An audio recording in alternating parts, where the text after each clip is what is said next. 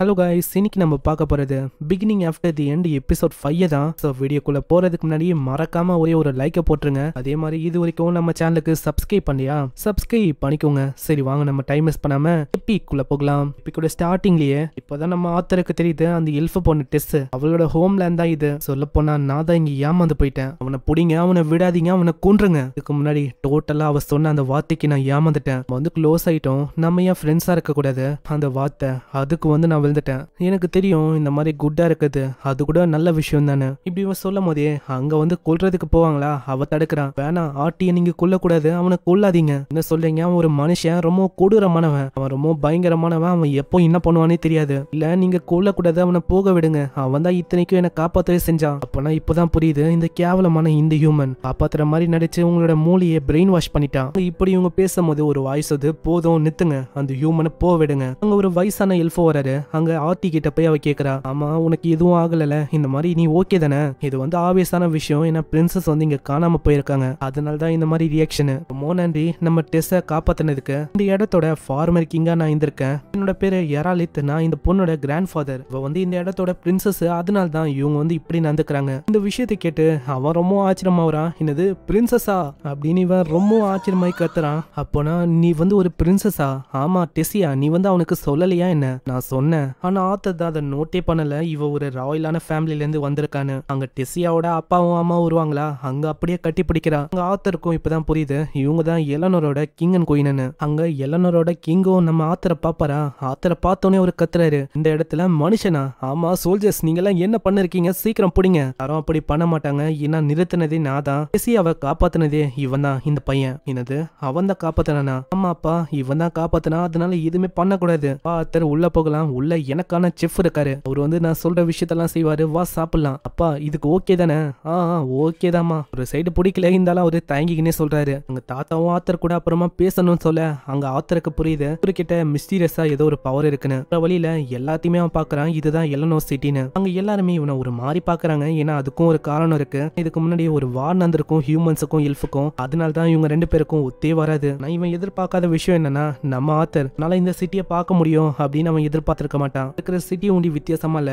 நம்ம டெஸ்ஸியா இவளும் வித்தியாசமா தான் இருக்கா. இந்த இடத்துல இவளோட முகம் வித்தியாசமா இருந்திருக்கும். அதே மாதிரி அவங்க உள்ள வராங்க. உள்ள அவ ஏகப்பட்ட விஷயத்த சொல்றான். இவன் தான் என்னோட லைஃபை சேவ் பண்ணா, இவனை நல்லா பாத்துக்கோங்க. அங்க ஸ்நாக்ஸ் சாப்பிட்டுட்டு அதுக்கப்புறம் குளிச்சுட்டு விளாடலான்னு இருக்கும். ஆனா அதுக்கு முன்னாடி அங்க பேசலாம்னு அவங்க டிசைட் பண்றாங்க. அங்க எல்லாருமே பேசும்போது நம்ம ஹீரோ ஒண்டி சைல நிப்பானா. அங்க டெஸ்ஸியா கேக்குறா, ஆமா ஏன்டா நீ ஒண்டி நிக்கிற, வா உட்காரு. அங்க டெஸ்ஸியா கேக்குறனாலேயே அவன் உட்காரான். இதே மாதிரி அங்க டீ ஸ்நாக்ஸ் எல்லாம் வர வச்சு அவங்க வந்து உட்காராங்க. ஆனா நம்ம ஹீரோக்கு இது வந்து ஓகேவா அப்படின்னு அவன் யோசிக்கிறான். ஃபர்ஸ்ட் அங்க கிங் தான் அவரை இன்ட்ரடியூஸ் பண்றாரு. கிங் அவரோட ஒய்ஃபை பத்தியும் சொல்றாரு. அங்க கிராண்ட் ஃபாதரும் அவரை பத்தி சொல்ல நம்ம ஆத்தர் அவனை பத்தி சொல்றான். நான் ஒரு போரான வில்லேஜ்ல பிறந்தேன், கிங்டம் ஆஃப் சபின். சரி நீ வந்து எப்படி நம்ம டெஸ்ஸை மீட் பண்ண, என்னென்ன ஆச்சு எல்லாத்தையுமே சொல்லு. அங்க என்னென்ன ஆச்சோ எல்லாத்தையுமே அவன் சொல்றான். எப்படி அவனோட ஃபேமிலியை விட்டு தனியா பிரிஞ்சா, அதுக்கப்புறம் டெஸ்ஸை அவன் காப்பாத்திருப்பான், அதெல்லாம் சொல்ல ரொம்ப கடுப்பா வராரு. ஏன்னா டெஸ்ஸை அவங்க ஒரு ஸ்லேவா மாத்தலான்னு கொண்டு போயிருக்காங்க. சரி நீ வந்து எப்படி காப்பாத்தின, அவங்க கிட்ட பேசுனியா இல்ல என்ன பண்ண, கெஞ்சி கேட்டியா? நீங்க சொன்னது எதையுமே நான் பண்ணல, நான் ஒரு மேஜ்,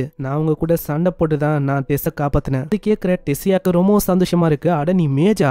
அங்க பின்னாடி இருக்கிறவங்களால நம்ப முடியல, ஒரு சின்ன பையனால எப்படி அதெல்லாம் பண்ண முடியும்? அவன் சொல்றது போய் அவன் வேணுட்டே தான் இப்படி சொல்றான். ஏன்னா அப்பதான் டெஸ்ஸியாவை கைக்குள்ள போட்டு இந்த நாட்டை அவனால ஆக்கிரமிக்க முடியும். போதும் நீங்க வந்து நிறுத்துங்க. அங்க டெஸ்ஸியாவும் அந்த விஷயத்த சொல்ல அதுக்கப்புறம் அவரு நம்புறாரு. நான் நம்புறேன். அதே மாதிரி உங்ககிட்ட இன்னொரு விஷயத்தை கேட்கணும். என்னன்னா டெஸ்ஸியா எப்படி அவங்க கையில மாட்டிக்கினா, இதே மாதிரி நானும் ஒரு கும்பல் கிட்ட மாட்டிக்கினேன். அப்படிதான் நான் பிரிஞ்சு வந்தேன். நானும் என்னோட ஃபேமிலியை பார்க்க சப்பினுக்கு போகணும். இதனால உதவியை கேட்க அவர் வந்து சொல்றாரு, உனக்கே நல்லாவே தெரியும் இந்த எல்ஃபுகளுக்கு மனுஷங்கனாலே சுத்தமா பிடிக்காது. அப்படி இருந்தோம் நீ வந்து சொல்றியா இந்த மாதிரி நாங்க வந்து உன்னை ரிட்டர்ன் கொண்டு போய் அங்க விடணும்னு. ஆனா அவன் சொல்லி புரிய வைக்கிறானா. அங்க வந்து அவர் ஒத்துக்கவே இல்லை. நான் ஆத்தர் எவ்வளவோ சொல்லி பாக்குறான், ஏன்னா நீங்க நினைக்கிற மாதிரி மனுஷங்க இல்ல, எப்படி யோசிக்கிறீங்களோ அதே மாதிரி தான் அவங்களும் யோசிப்பாங்க. அங்க கிராண்ட் ஃபாதரும் அதே தான் சொல்றாரு. அவன் பாயிண்ட பிடிக்கிறான் பாருங்க. டெஸ்ஸியாவும் சும்மா இல்ல, அப்படியே முறைக்கிறாளா. அவருக்கு வேற வழி இல்லாம ஒத்துக்கிறாரு. சரி இந்த மாதிரி போர்ட்டல் வழியா போகணும்னா செப்பனுக்கு போற போர்ட்டல் வந்து இங்க இருக்கு. ஆனா 7 வருஷத்துக்கு ஒரு முறை தான் அதை பயன்படுத்த முடியும். பெரிய பெரிய லாட்ஸ் கூட மீட்டிங் இருக்கும் போது அது இன்னமும் ஓப்பன் ஆகுறதுக்கு கிட்டத்தட்ட 5 வருஷம் ஆகும். அது வரைக்கும் உன்னை வச்சுக்கிறது ரொம்ப கஷ்டம். ஆனா நீ கவலைப்படாத, வேற ஒரு சோல்ஜர் வழியா திரும்பவும் உன்னோட வில்லேஜுக்கே நாங்க எஸ்கோர்ட் பண்ண வைக்கிறோம். உனக்கும் இப்பதான் நிம்மதியா இருக்கு, ஏன்னா ஃபைனலா அவனால திரும்பவும் போக முடியும். ஆனா இன்னமும் உன்னோட இதயத்துல அந்த வலி அது ஒன்றும் நிக்கவே இல்லை. அதுக்கப்புறம் குளிக்கும் போதும் இதுக்கு வந்து ஏதாச்சும் ஒரு வழியை கண்டுபிடிக்கணும் அப்படின்னு தான் யோசிக்கிறான். அங்க வெளியில வருவானா. அங்க டெஸ்ஸியாவோட ஃபேமிலி கூட டெஸ்ஸியா ரொம்ப சந்தோஷமா சந்தோஷமா இருக்கா. அதை பார்க்கும்போது ரேவும் ஆலிஸும் என்ன பண்ணிருப்பாங்க அதை வந்து யோசிக்கிறான். கண்டிப்பா அவங்க தப்பிச்சிருப்பாங்க, ஏன்னா அவ்வளவு சீக்கிரத்துல அவங்க ஒன்னும் சாக மாட்டாங்க. அவங்க எப்படி ரொம்ப சந்தோஷமா இருக்காங்க. அதே மாதிரி என்ன மீட் பண்ணக்கு அப்புறம் அவங்களோட முகத்திலயும் ஒரு ஸ்மைல் கண்டிப்பா வரும். அதெல்லாம் யோசனை பண்ண மேல இருந்து அவ பாக்குறா. போற வழியில அவ திரும்பவும் மீட் பண்ண மன்னிப்பு கேட்கறா. ஹே ஆத்தர், என்ன மன்னிச்சிரு, என்னோட ஃபேமிலி ரொம்ப ரூடா உன் மேல நடந்துக்கிறாங்க. ஒன்னும் பிரச்சனை இல்லை, எனக்கு புரியுது உன்னோட ஃபேமிலி உன் மேல எந்த அளவுக்கு வருத்தப்படுறாங்கன்னு எனக்கு புரியுது. ஸ்பாயில்டு பிரின்சஸ் மாதிரி ஆக்ட் பண்ற டைமிங்க நான் கெத்துட்டேனா என்ன வந்து திரும்பவும் என்ன டீஸ் பண்ணாத.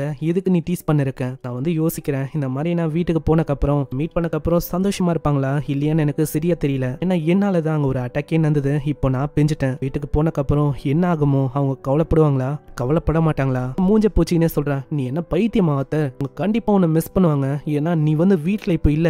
என்ன சொல்ல வரேன்னா, நீ வந்து இங்க இருந்து போற, எனக்கும் எவ்வளவு வருத்தமா இருக்கு தெரியுமா? நீயும் வீட்டுக்கு போற, கண்டிப்பா அவங்க மிஸ் பண்ணுவாங்க. இது ஒண்ணு ஜொலிக்கிற மாதிரி ஒரு விஷயம் வருமா? அதுங்க எல்லாம் ஃபயர்ஃப்ளை தான். அதுங்களை பார்த்து அவ சொல்றான், ஹே பாத்தியா, இதுங்களை எனக்கு ரொம்ப பிடிக்கும். அதை பார்க்கும்போது ரேவ பத்தியும் ஆலிஸ பத்தியும் தான் அவன் யோசிக்கிறான். அவனோட பாஸ்ட் லைஃப்ல டார்க்னஸ்ல முழுங்கி போய் அவன் போராடி நின்றான். அதெல்லாம் அவன் யோசிச்சு பார்க்கறான். திடீர்னு ஒரு அட்டாக் நம்ம டெசியா மேல பட வருமா, அதை அவன் தடுக்கிறான். பார்த்தா கிராண்ட் ஃபாதர் தான். ஆமா, என்ன ஆச்சு? எதுக்கு உங்களோட ஓன் டாட்டரையே கொல்ல பாக்குறீங்க? ஒன்னும் கொல்ல பாக்கல, அதை வச்செல்லாம் கொல்ல முடியாது. அதே மாதிரி நீ இன்ஸ்டன்டா அதை பிளாக் பண்ணிருக்க, அதுல எனக்கு தெரியுது நீ தான் அந்த ட்ரேடர்ஸ் கூட சண்டை போட்டிருக்கன்னு. அதை செக் பண்ணுன்னு சொல்லி எப்படி பண்ணீங்க?